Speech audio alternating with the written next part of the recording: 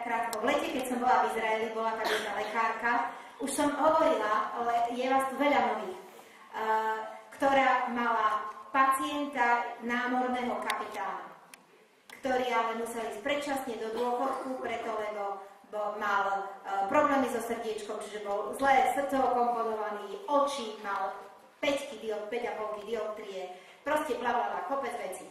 A Zoja ho zobrala a vyslovene mi hovorila, Iva, toľko som mu dala, neskutočné množstva a dopadlo to tak, že niekde uprostred liečby proste prišla sa s ňou prvýkrát hádať manželka toho kapitána, jaká ona je neskutočná, ozrutá, lebo ich oberá o strašné peniaze, tak, ale ten chlapík sa dostal naspäť na loď, je zase kapitán s platom 3,000 či 3,5 tisíc $, ale každý mesiac zje nonu za $800. Ako je to veľa, ale zarába 3,5 tisíc, kdežto na výsluhovú dôchodku by nemal nič.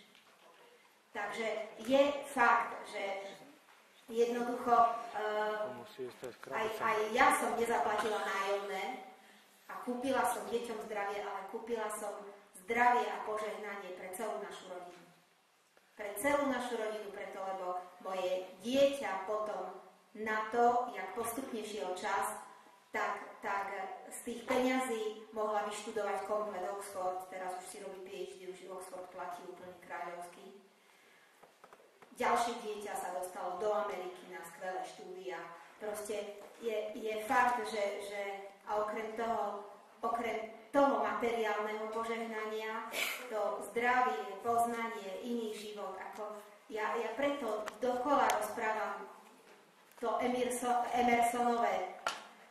Pre mňa to bol také motto jeho života, lebo on bol tiež počas svojho života mnohokrát nepochopený, opľúvaný atď. On dokola rozprával, ten, kto niečomu verí, sa nikdy nebude trápiť tým, že iní nevidia to, čo vidí on.